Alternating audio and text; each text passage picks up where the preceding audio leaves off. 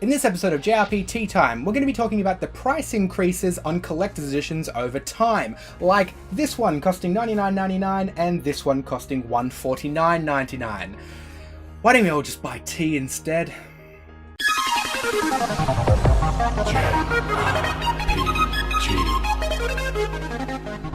Hi everyone, and welcome back to JRPTea-Time, and today we're going to be talking about collector's editions and their insane price increases, and not just the like $400 ones, but just the inflation of what we would classify as like a standard collector's edition these days is just way off the charts, especially in the last couple of years. And to do this, I thought I would make my most expensive tea, and I think I'm reusing this tea. I think I used this early on, but it's Silver Needles. It's also one of my favorite teas, and it's just really expensive, but it lasts a long time.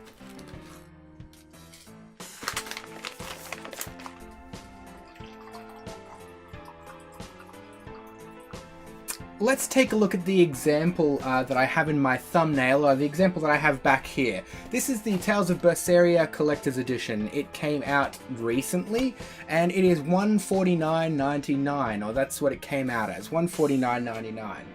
This is the Tales of Xillia Collector's Edition. It came out 2012, I believe. I'll double check that. It came out 2013, so this came out 4 years ago. And it was $99.99. Yeah. What's the differences between these two collector's editions? So the Tales of Xillia Mila Maxwell edition came with the Mila Maxwell figurine, which is actually a large figurine and a really well made one, a soundtrack, an art book, the game, and the box. What did the Tales of Xillia Collector's Edition come with for an extra $50, mind you? It came with 2 chibi figures that are about this big, and they're just like, probably come from a gacha machine, in all honesty. 4 8-bit retro keychains, which are actually just perler beads. Like, I could make them with perler beads for not a lot of money. No art book, a soundtrack, a steelbook case, and a starter edition strategy guide, and a set of 7 cards. That's crap. And the steelbook also did come in the Tales of Xillia Collector's Edition. So, I mean, a lot of people would classify the Xillia one as worse. As, like, almost significantly worse. You keep the same with the steelbook, you keep the same with the music CD, but you're trading a full-size Mila Maxwell figure, nicely made figure, for 2 chibi ones, 4 perler beads that a fan could make, 7 like really crappy trading cards, and a novel. That's not comparable. It should, if we're going to say it's comparable, then it should be the same price. It shouldn't be $50 more than what the Tales of Xillia one was. And there's something in between to that as well. There is also the Tales of Xillia 2 Collector's Edition. Now, it was a bit more expensive than the Tales of Xillia Collector's Edition, but that was because there was more in it. It justified its own price increase. So it was $129.99, so it was $20 less than the Tales of Xillia edition. It comes likewise with a full-size figurine. It's a Luga one this time. It came with a Rolly, a plushie, like a mini plushie toy. It came with an art book. It came with a steelbook. It came with a music CD. And it also came with a replica pocket watch that was actually a mirror on the inside, but the pocket watch from the game. And it's a really well made. It's like very nice, heavy metal. It looks really good. And that also came with some DLC as well. So that justified its price increase over the Tales of Xillia Collector's Edition.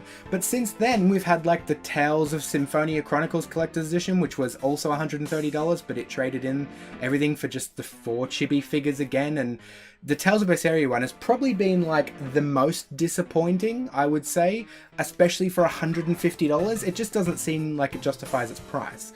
Now, Bandai Namco are not the only ones that do this, and they're actually probably one of the more tame companies out there. Let's have a look at like some of Square Enix's stuff. The Dragon Quest Heroes Slime Collector's Edition. $100. It was $40 more than the standard game. It came with a plushie, a lanyard, and I mean, I would struggle to call it a key ring. Actually, just wait right there. Here it is. Now this was actually, I believe, like $120 in some regions, like equivalent of $120 US in some regions. That's the key ring.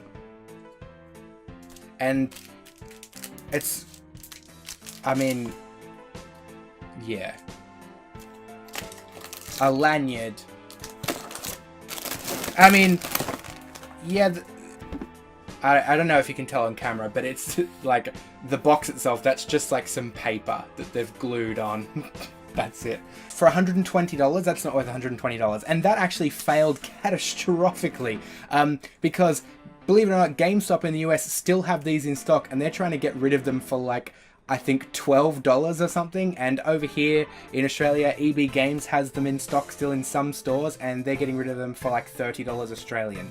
So that did fail catastrophically, but there are a lot of things that don't. I don't know how much the Mass Effect Andromeda Collector's Edition is worth for you guys, but over here in Australia, the one that was remote control, so that, I mean, the collector's editions were crap, but 399 Australian dollars, 400 Australian dollars for the Mass Effect Andromeda collector's edition that came with the game, a steelbook, and a remote control car. And just to put that into perspective, I have a friend who actually like properly races as a hobby, proper RC cars, like petrol powered RC cars, you know, that are more actual car than toy.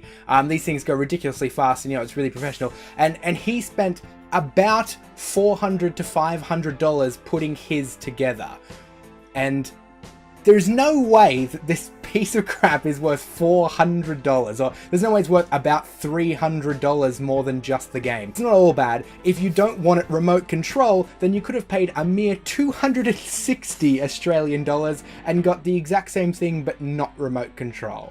The exact same car. That is outrageous, and it only gets just worse and worse, really. $379.95 Middle-earth Shadow of War Mithril Edition. So another $400 collector's edition that comes with a statue. It probably is a decent statue, but is it a $400 statue? No. A $400 statue, a cloth map, and some exclusive lithographs for $400. What the hell is going on? The only way that these are going to stop is if we stop buying them, but the problem is that, and it's still a problem because I'm a sucker for collector's editions. I bought that goddamn slime collector's edition before it got a price drop to like $30.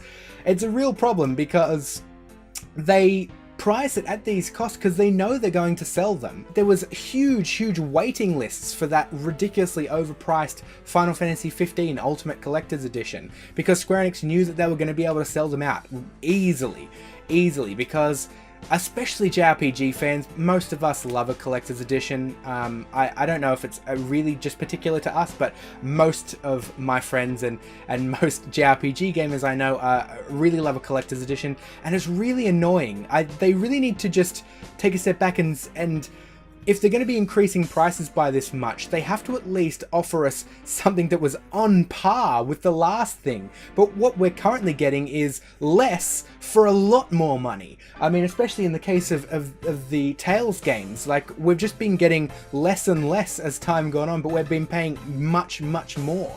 As I say, this right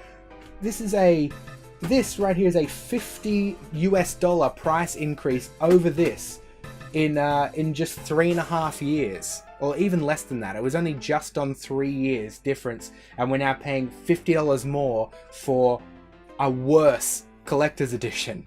We really need collector's editions with $400 statues. I know that people buy them and they sell, but in the cases of some games they just don't. The Last Guardian collector's edition, which also came with a big statue, I believe it was $249.95 Australian over here, which is a really ridiculous price. I don't know what it was in the US. I think it was maybe $189.99, which is still a ridiculous price for what is essentially just a statue. That recently, the remake, because they still had lots of stock left, EB Games in Australia reduced them down to $99, which is probably what they're goddamn worth. And you can obviously tell that because they were able to reduce it that much, you can tell what the markup for these things are. We aren't getting value for money with these collector's editions anymore. Before, when I was getting like the Tales of Xillia one, $89.99 American for like a proper, I believe it was a Koto Buyukiya a statue, which is like, you know, a professionally made statue that you would probably pay $100 for just for the statue anyway. That came in this. It was really good value for money, or at least, you know, you were getting your money's worth for these extra things. And now we're not. What do you guys think of collector's editions? Do you buy collector's editions? Are you a collector? Do you like a collector's edition? What do you think of the prices? Do you think that we're still getting value for money? I mean, I've just told you why we aren't, but what do you think? Let me know. I love to talk with you guys down in the comments section. Like this video if you liked it, subscribe to see more of me and everything I do, and if you enjoy my content, why not consider supporting me on Patreon? Alright guys, I'll see you all soon.